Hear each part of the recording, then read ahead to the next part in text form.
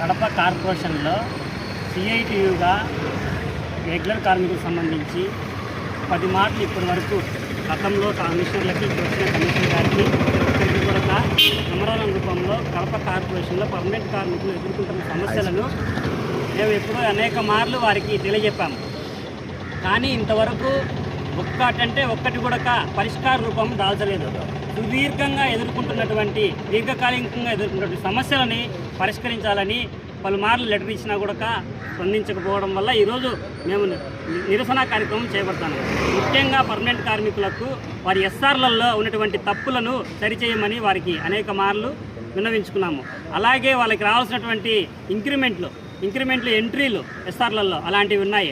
అలాగే 6 సంవత్సరాలు, 12 సంవత్సరాలు, 18 సంవత్సరాలు, 24 సంవత్సరాలు, 30 సంవత్సరాలు స్పెషల్ ఇంక్రిమెంట్స్ ఉన్నాయి. అవి కూడా రిటైర్డ్ అయినప్పుడు వారికి చాలా ఇబ్బందిగా వస్తుంది. వారికి రావాల్సిన బెనిఫిట్స్ కూడా లేట్ అవుతున్నాయి. వీటిపైన కూడా మీరు చొరవ తీసుకొని చేయాలని మేము పలుమార్లు విన్నవించుకున్నాము. కానీ పట్టించుకున్న పక్షంలో ఈరోజు రోడ్డు ఎక్కి మనం చెప్పాల్సి వస్తుంది. అలాగే మేస్త్రీలుగా విధులు తెరుస్తున్నట్టు పర్మనెంట్ మేస్త్రీలకు అర్హత ఉన్న వారికి ఎస్ఐ డైరెక్ట్గా ప్రమోషన్ ఇవ్వండి, లేదంటే హెల్త్ అసిస్టెంట్గా ఉన్న వాళ్ళని ఎస్ఐగా పంపించి మేస్త్రీలని హెల్త్ అసిస్టెంట్గా ఇవ్వమని చెప్పి విన్నవించుకున్నాము. ఇవన్నీ ఏవి కూడా పట్టించుకోలేదు. అలాగే చీరలు ఇస్తారు రెగ్యులర్ కార్మికులకు, పారిశుద్ధ కార్మికులకు, పనిచేస్తున్నటువంటి మా కార్మికులకు చీరలు ఇస్తారు. ఆ చీరలలో నాణ్యత ఉండదు. అవి మీషోలో అవి బుక్ చేసి ఇస్తారు. ఇంతకుముందు గతంలో 10 సంవత్సరాల ముందు చీరలు ఇస్తే పెద్దంచు చీరలు మంచి నాణ్యతతో ఆ చీరల్ని ఒక 4 సంవత్సరాలు 5 సంవత్సరాలు వాళ్ళు వాడుకున్నా కూడా ఎటువంటి ఇబ్బంది జరిగేది. ఇప్పుడు ఒక ఉతుకు పడిన వెంటనే కూడా మొత్తం కూడా ఇది కలర్ పోవడము ఇలాంటివి జరుగుతున్నాయి అని మేము ఇవి తెలియజెప్తున్నాము. అలాగే సిపిఎస్ మిస్సింగ్ క్రెడిట్స్ ఉన్నాయి.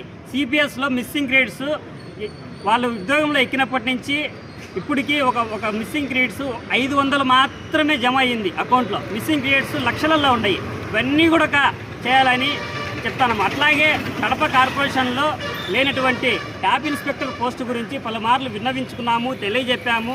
ఇక్కడి నుంచి సిడిఎంఏ గారికి పంపారు.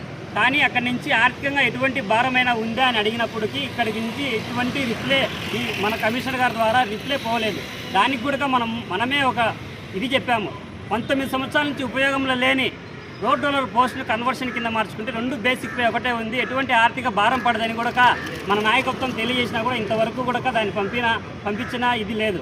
అలాగే దీర్ఘకాలికంగా పిఆర్సీ, ఐఆర్, సరెండర్ లీవ్ ముఖ్యంగా మున్సిపల్ కార్మికులు, పారిశుద్ధ కార్మికులు ప్రత్యేకంగా చూసి సరెండర్ లీవ్ని వెంటనే విడుదల చేయాలని రాష్ట్ర ప్రభుత్వానికి తెలియజెప్తున్నారు. రాబోయే రోజుల్లో రాష్ట్ర వ్యాప్తంగా మున్సిపల్ పారిశుద్ధ కార్మికులందరినీ కలుపుకొని పెద్ద ఎత్తున